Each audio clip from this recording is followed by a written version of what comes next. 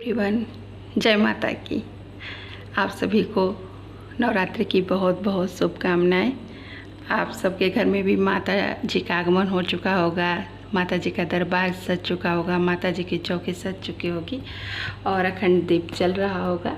आप सबके घरों में भी आप सबको भी बहुत बहुत शुभकामनाएं मेरी तरफ से। और आज के इस वीडियो में मैं कलश स्थापना के बारे में बात करूंगी कि अगर किसी को भी अभी बहुत सारे लोग जो सोचते हैं हम कैसे करें कलश की स्थापना, और इसकी विधि कहने का मतलब है कि इसकी विधि बहुत सरल होती है बस, लेकिन बहुत अभी सारे लोग जो नहीं जानते हैं उनको लगता है कि अरे हम कैसे कलश की स्थापना करें। लेकिन मेरे बताने के बाद आप बिल्कुल अच्छे तरीके से जान लेंगे। और अपने नवरात्रि में आप भी अगर इस बार नहीं किए हैं तो अगले नवरात्रि में मेरा वादा है आपसे कि आप ज़रूर अपने घर में कलश की स्थापना करेंगे। तो आइए जानते हैं कलश स्थापना कैसे करें। लेकिन उससे पहले माता जी को प्रणाम करते हैं और कलश को प्रणाम करते हैं, अखंड दीप को प्रणाम करते हैं। सबको प्रणाम करने के बाद और माता जी सब पे कृपा बनाए रखें, इस शुभकामना के बाद ही हम वीडियो शुरू करते हैं। और उससे पहले एक माता जी का श्लोक बोल लेते हैं।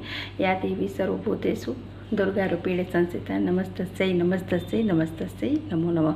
और इसी मंत्र के साथ अब हम जानते हैं कलश की स्थापना कैसे करते हैं। देखिए, कलश के लिए आप सबसे पहले मिट्टी का पात्र ले सकती हैं। मिट्टी का पात्र ना हो तो आप कोई भी जैसे फूल के लोटे मिलते हैं, जो फूल के बर्तन होते हैं, आप उन सब बर्तनों का भी प्रयोग कर सकती हैं। लेकिन अगर पॉसिबल हो तो आप ज़रूर मिट्टी का पात्र लाएं, क्योंकि मिट्टी का पात्र आप लाते हैं तो जो बेचने वाले हैं वो बहुत धनी नहीं होते हैं। जो मिट्टी के बर्तन दीपक बना के बेचते हैं तो बहुत धनी तो होते नहीं हैं। तो आप अगर उनके पास से ख़रीद लेते हैं तो और अच्छी बात होती है, क्योंकि मैं तो हर साल ही मिट्टी का ही लेकर के आती हूँ पात्र। क्योंकि अगर मैंने एक बार ख़रीद के रख लिया तो फिर उन लोगों से सामान को सब लोग अगर रख ही लें तो उन लोगों से कौन ख़रीदेगा। वो भी तो इतने भाव से इतने मेहनत से सब चीज़ें बनाते हैं, छोटा सा घड़ा ये सब पात्र बनाते हैं। तो आप ज़रूर, आप हो सके तो ज़रूर ख़रीद के ही लाएँ। तो इस सबसे पहले ये आप इस तरीके से आप देख रहे हैं, एक छोटा सा घड़ा खरीद लें और नीचे ऐसे पात्र बाज़ार में मिलते हैं। इसको आप जौ बोने के लिए इसको खरीद लें और बस इसके साथ ही आपको आम के पल्लों, फूल माला और एक नारियल, जो जटाधारी नारियल होता है वैसा वाला नारियल ले लें। नारियल में आप चुनरी लगाने के लिए ये सब चीज़ें लेते हैं। और सबसे पहले क्या करना है कि आपने अगर जैसे ये जो पात्र है सब पात्रों को थोड़ा सा आप धुल लें। धुलने के बाद आप रख लें और आप साफ़ सुथरी मिट्टी ले करके आएँ। और इसमें आप अगर कुछ भी नहीं आता है तो माता जी का कोई श्लोक पढ़ते हुए, माता जी को प्रणाम करते हुए आप सब मिट्टी को साफ जो किए हैं उसमें जो हमेशा जो थोड़ा थोड़ा मतलब कम से कम तो 3 बार आपको जौ डालना है, फिर मिट्टी डालनी है। तो ऐसे करते आएँ ताकि इसके लिए यही है कि नीचे से ऊपर तक कुछ नहीं ग्रोथ होती है तो हर तरफ रहता है तो कुछ ग्रोथ हो ही जाएगी। और आपके इस कलश स्थापना में तो मिट्टी के पात्र में आप सबसे पहले तो मिट्टी डालें और उसमें जौ डालें और इस तरीके से आप यहाँ पे इसको रख लेंगे। इसके साथ साथ इसमें आता भी है, जैसे देखिए सप्त मृत्तिका करके आता है। ये छोटी छोटी चीज़ें आपको आराम से मिल जाती है। ये क्या है, सर्व औषधि है और ये सप्त धान है। तो ये तो नहीं, लेकिन ये दोनों आप इसमें डाल दें। जो नीचे जो जवारे बोने के लिए रखे गए हैं पात्र, इसमें ये दोनों चीज़ें डाल दें, सप्तमृत्तिका और सप्तधान। और थोड़ा थोड़ा बचा लेना है। क्यों बचा लेना अभी हम बता रहे हैं और इसके बारे में भी बता रहे हैं। और सबसे पहले आपने इसको डाल दिया और इस तरीके से देखिए कि बिल्कुल हिले नहीं, डूले नहीं, क्योंकि मेन तो कलश स्थापना ही होता है दुर्गा जी का। जब हम चौकी लगाते हैं तो मेन कलश स्थापना का विशेष ध्यान रखना होता है। तो इस तरीके से आप दीपक के सहारे देखिए, मिट्टी का पात्र हिल डुल भी सकता है या कोई जानवर भी आ सकता है या किसी तरीके से भी हिल जाए, इसके लिए मैंने यहाँ पे 4 दीपक लगा दिए हैं ताकि ये हिलने डुलने की कोई संभावना न रहे। तो इस तरीके से आप रख लेंगे। और जो भी चीज़ आप पूजा पाठ में रखते हैं तो सबसे पहले सब चीज़ों को, सब देवी देवताओं को आसन देते हैं। तो आपने कलश का पात्र रखा तो आप उसके नीचे थोड़ा सा अक्षत जरूर रख दीजिए, ताकि आसन दे करके हम किसी को बैठने के लिए कहते हैं, वहाँ पे आने के लिए कहते हैं, बैठने के लिए कहते हैं, तो आप यहाँ पे थोड़ा सा अक्षत रख लीजिए। अक्षत रखने के बाद आपने इस पात्र को, और इस सब जो पात्र जो घड़ा है और ये मिट्टी का पात्र है, इसको आप चंदन रोली से आप बिल्कुल उसको हर जगह से टीक लीजिए।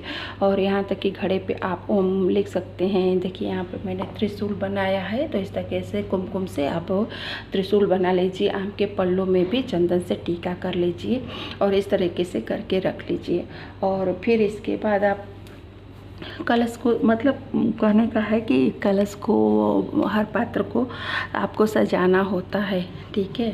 क्योंकि उसमें अभी सब आप देवी देवताओं का आह्वान करते हैं, उसमें सब लोग आते हैं, तो आपको जैसे किसी के आने पे आप घर सजा करके रखते हैं, तो आप बिल्कुल इसको सजा लें। और इस तरह सजाने के बाद, और यहाँ ज़रूर एक बार कलावा बाँध दें, इस कलश में आप कलावा बाँध दें। और इसके बाद आपने सजा लिया है, मुख में कलावा लपेट लिया है, अब आप रख दीजिए जवारे पहले बो करके, और फिर उस पर से आप एक घड़ा रखिए। घड़ा रखने के बाद आप सबसे पहले आप जो है वरुण देवता का ध्यान करते हुए आप इस मंत्र को भी बोल सकते हैं। ओम वंग वरुण कलशाय नमः, ओम वंग वरुण कलशाय नमः।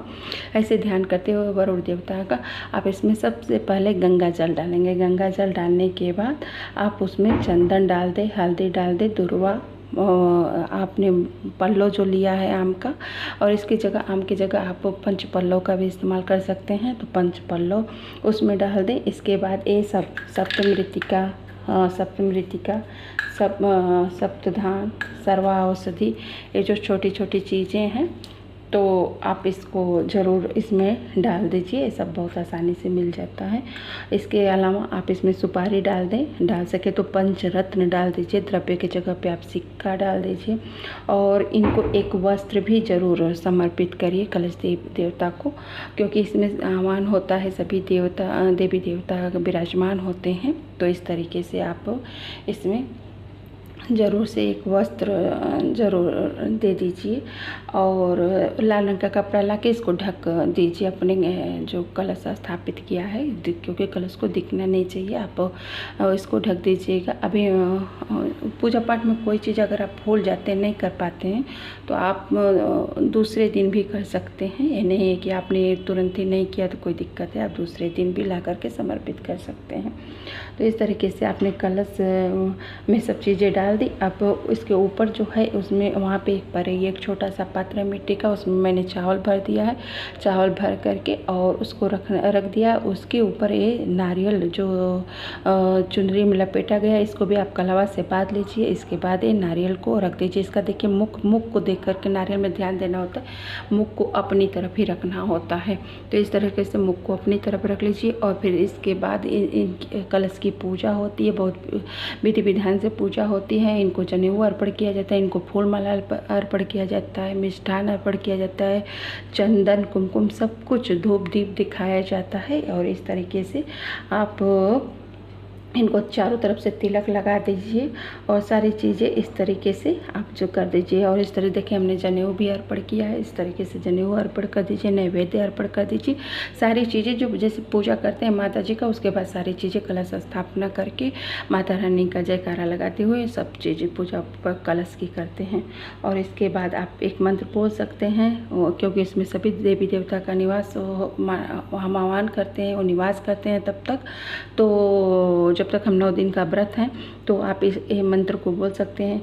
ओम सर्वेभ्यो देवेभ्यो नमः आह्वामि स्थापयामि पूजयामि ध्यायामि गंधाक्षत पुष्पाणि धूपम दीपम नैवेद्यम समर्पयामि ततो नमस्कार करोमि। तो इस तरीके से आप सबका इस श्लोक में हो गया कि हमने सब देवी देवता को प्रणाम किया है, आप सबका आह्वान करते हैं, इसमें स्थापना करते हैं और ध्यान करते हैं। आपको गंधाक्षत पुष्प धूप दीप सब समर्पित करते हैं, आपको प्रणाम करते हैं और इस तरीके से प्रणाम करके आप की कलश स्थापना की विधि पूरा होती है। और इसके साथ ही आप इसकी दिशा कहें तो आप अपने घर के हिसाब से जैसे रख लीजिए, वैसे तो उत्तर पूर्व दिशा ही शुभ मानी जाती है, लेकिन जैसे जिसकी कमरे में ज़रूरत होती जगह होती है उस हिसाब से भी आप, जैसे मैंने तो माता जी के सामने ही रख दिया है तो इस तरीके से आप रख सकते हैं।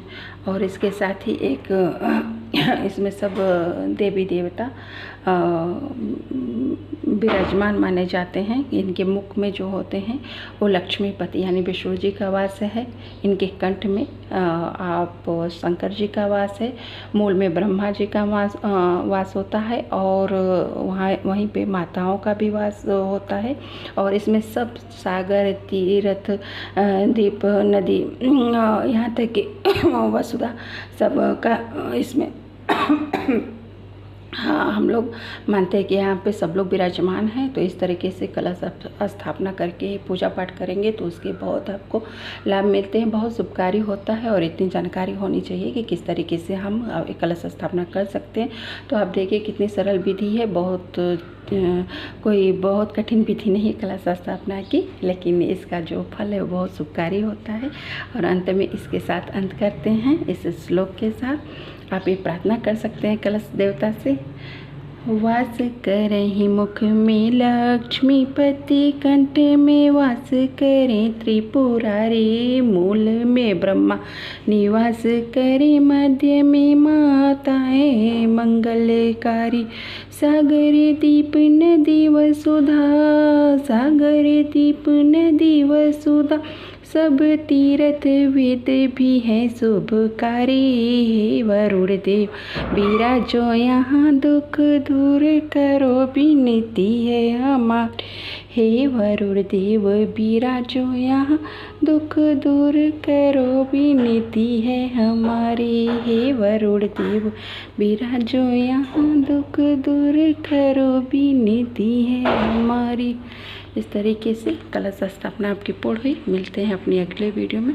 सभी को माता दुर्गा का आशीर्वाद बना रहे और नवरात्रि की बहुत बहुत शुभकामनाएं।